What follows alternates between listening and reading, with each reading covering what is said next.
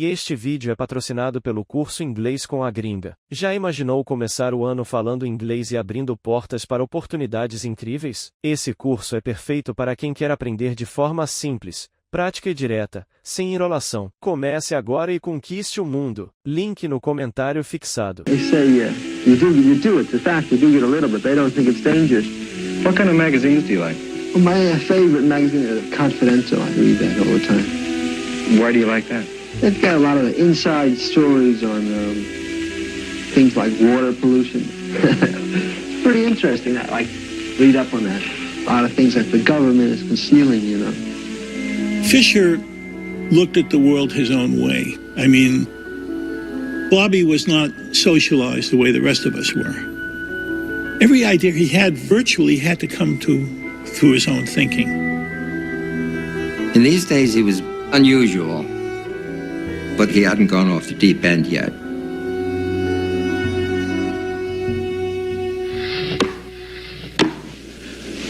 Boxing champions have been coming to the Catskill Mountains of New York for almost half a century to get in shape. But does a chess champion need to train physically? Take a look behind that window into the training headquarters of Bobby Fischer. Championship chess is a physically exhausting game. More than just a test of mind and will, it is a contest of physical endurance too. Bobby is 29 and he lives virtually a monastic life.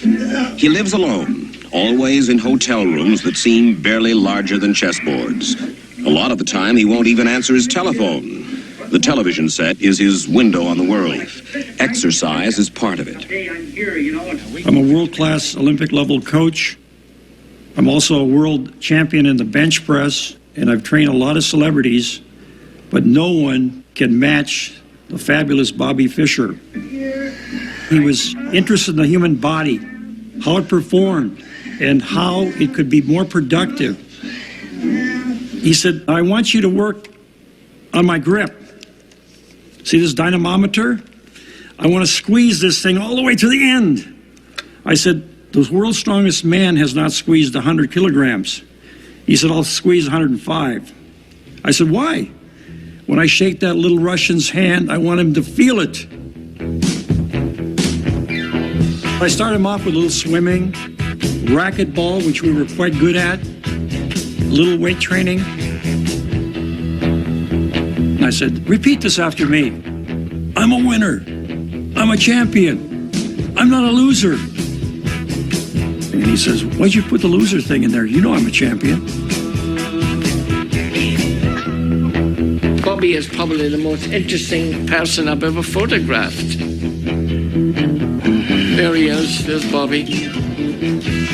And he said he to hold my breath like this, and it's, you know, it was good for his training. He was in training for Spassky. He asked me, what other jobs do? I told him I've just finished one on the New York Jets. Jets? They thought that was marvelous. They thought he wanted to hear all about it, how they train. And he said, you know, I've got to train like that as well.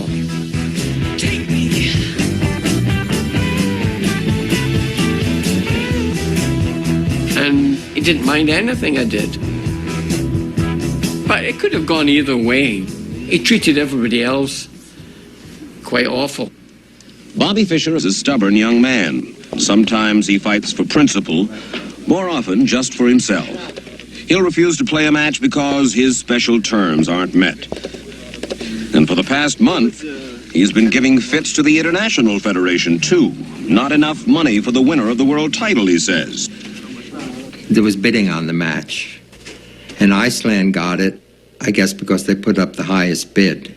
And Bobby didn't want to play. He said the country's too small. They don't have the facilities, they don't have communication. The International Chess Federation wants word by tomorrow morning from Fischer on whether he's agreeable to 24 games in Iceland, and Fischer is taking his time answering. You, as president of the Icelandic Chess Federation, are there times where you have been tempted to say, let's forget all about it? As you know, we are organizing a chess match, and our only wish is to enrich the chess world.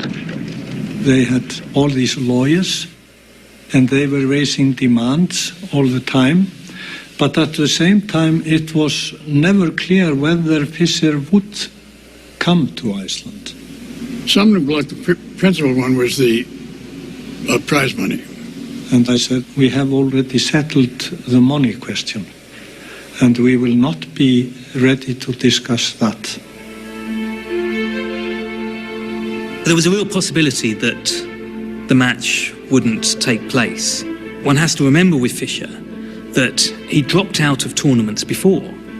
This was no bluff necessarily. He's going, he's not going. And then he told me he was going. He more quietly put his hands on my shoulders and says, I'm going to Iceland, Harry. You know, it was... So, and the next thing I would read in the paper would be, he's not going. Just the insanity of the situation. I mean, get that contract done. But Bobby wouldn't sign it. And then Bobby disappeared.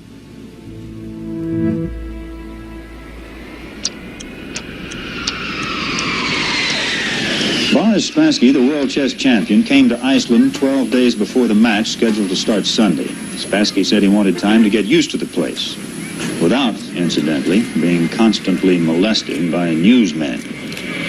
Bobby Fischer was also sensitive about being photographed, sensitive to the point that he kept not showing up.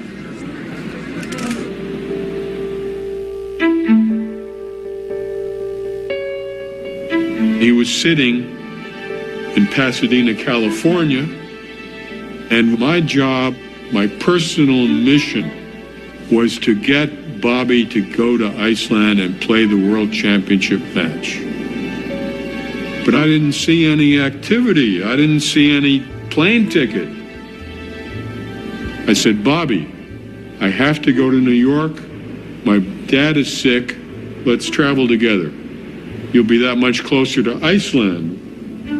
He said, yeah, I think that's a good idea. Travel with a friend. Yeah, okay.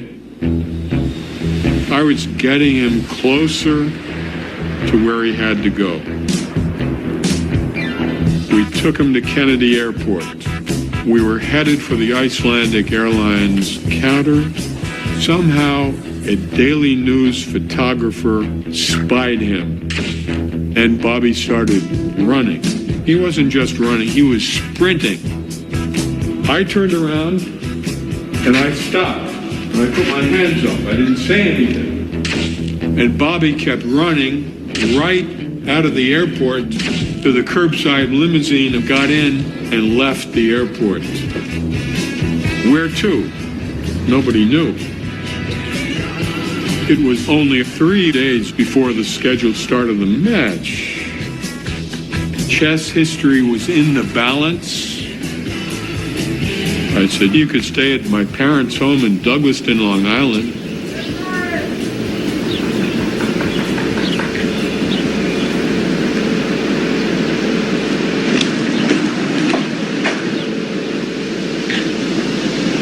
Don't think the bell works.